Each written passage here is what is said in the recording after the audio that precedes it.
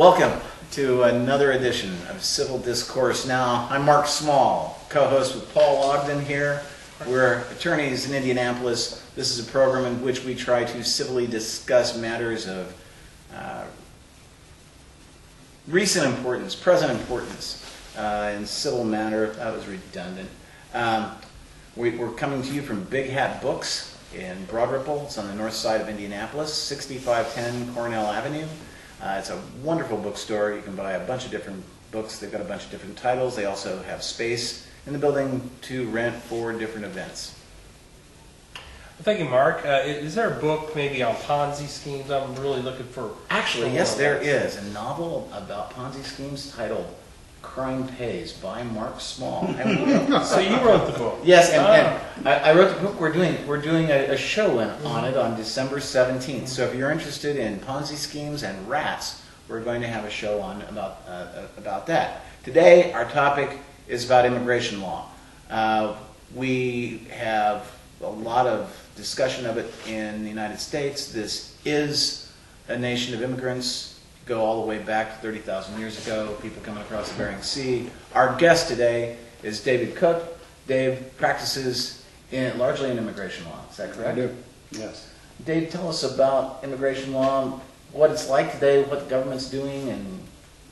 Well, that's a big question. Well, sure. It was open-ended, and that way I don't have to do a lot of work. No, let me clarify. You do the heavy lifting. I do criminal defense and removal and deportation law in the immigration courts in Chicago. So I work with a law firm that has been a long-standing immigration law firm for the last 30-some years, Greskin Singleton. And they invited me to become a part of their group in 2008 because many immigrants have criminal defense issues that cause them concern when they're trying to immigrate or someone's trying to file an immigration petition on their behalf.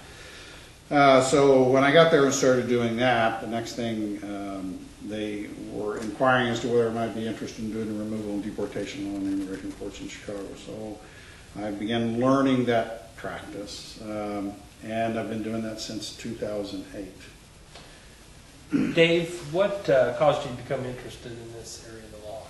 Well, as Mark knows, I've got a public service bent to me, and I always like to represent people who really need to be represented. Yeah. And this is a group of people that really, really need representation for a variety of different reasons. The immigration laws of the United States have evolved over a number of years, and they kind of reflect kind of what's going on in our society from time to time. And let me stop you there. Let's take a look at the history of how it's evolved. I assume maybe you know more than I do. My understanding was early on we didn't have any immigration laws at all, correct? Well, at the very outset we didn't, but gradually, of course, we're a nation of immigrants, and so people flocked to the United States, and as they started coming to the United States, it became apparent that there needed to be some structure and organization as to how people were going to come into the United States and how they would legally immigrate for health and safety reasons, for national security issues. But that wasn't for a long time, though. I mean, for the first like 80, 90 years in this country, there really wasn't any limitation on immigration. Is that right? That's probably correct. Yeah. And only towards the end of the 19th century, I think, was when they started putting restrictions on.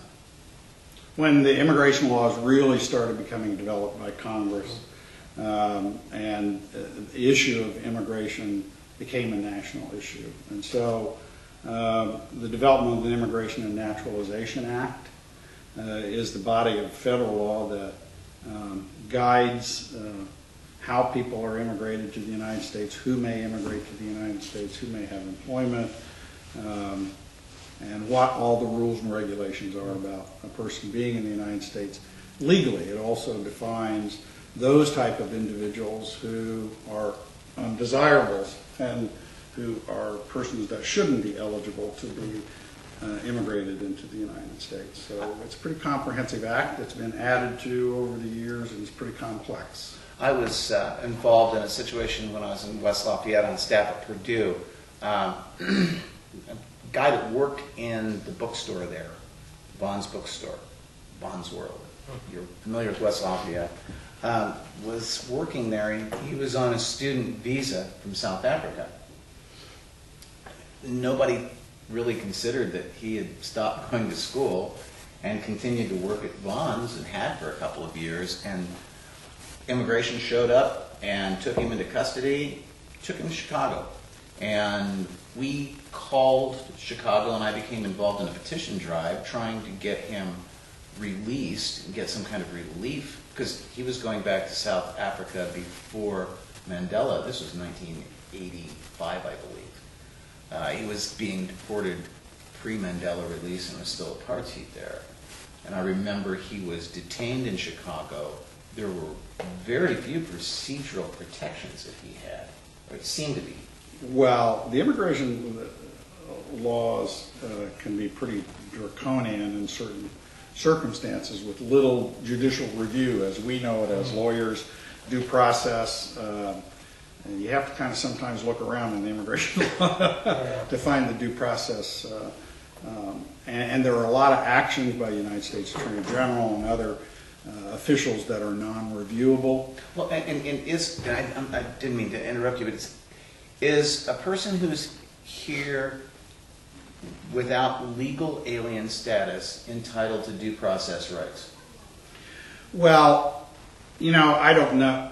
I don't think that they're absolutely entitled to due process rights, because if you read a lot of the immigration rules and regulations, there's a lot of authority vested in individual immigration officials who can take actions that are non-reviewable. So due process, as we understand it, notice, opportunity to be heard, everybody gets their day in court, is not always the case in immigration proceedings. Now, there is considerable care taken to individuals who have some legal status in the United States, and then they are required to be deported, and you're entitled to appear in front of an immigration judge, have charges lodged against you by the Department of Homeland Security, Customs Enforcement lawyers, of which you actually plead, with the requirement that they be proven by clear and convincing evidence to an immigration judge the allegations of your illegality in the United States. And then you're given an opportunity, if you have any relief from being deported, to raise that issue at that time, present a prima facie case to the immigration judge that you're eligible for some form of relief, and if they do that, then it gets set out for what's called an individual merit hearing, where you're required to go forward and prove that you're eligible for the relief. Now, the whole time that the person is waiting to establish that, are they in detention in Chicago, or are they allowed to be released? Well, Department of Homeland Security is vested in the authority to make the determinations of bond when someone is arrested. And that's different than what we're accustomed to, where the court sets the bond. Department of Homeland Security sets the bond on individuals, and then the immigration court couldn't review it, but they're not the ones that set the bond. When immigration Customs Enforcement takes a person, an illegal alien, into their custody, they have three options. One is not an option because it's dictated by federal code of regulation that there is a group of mandatorily detainable persons. For instance, if you have returned to the United States in violation of a prior removal order and you're arrested, you must be mandatorily detained until your case is resolved. You may not be released. If you've been convicted of what's called an aggravated felony, that also is a mandatory detention type of situation. So the federal law enumerates very specifically those areas where you must be detained before you either are reviewed by an immigration judge or you're immigrated out of or you're removed from the United States. The Department of Homeland Security can set a bond on a person, and they make a determination of what that bond will be. And then in our jurisdiction here, they're sent to Chicago. They're detained in some detention facility in Chicago with the opportunity to, one, either post a bond or have an immigration judge review the bond to be reasonable. The third option is they can be released on their own recognizance or their written promise to appear in immigration court. And so those are the three options that are available.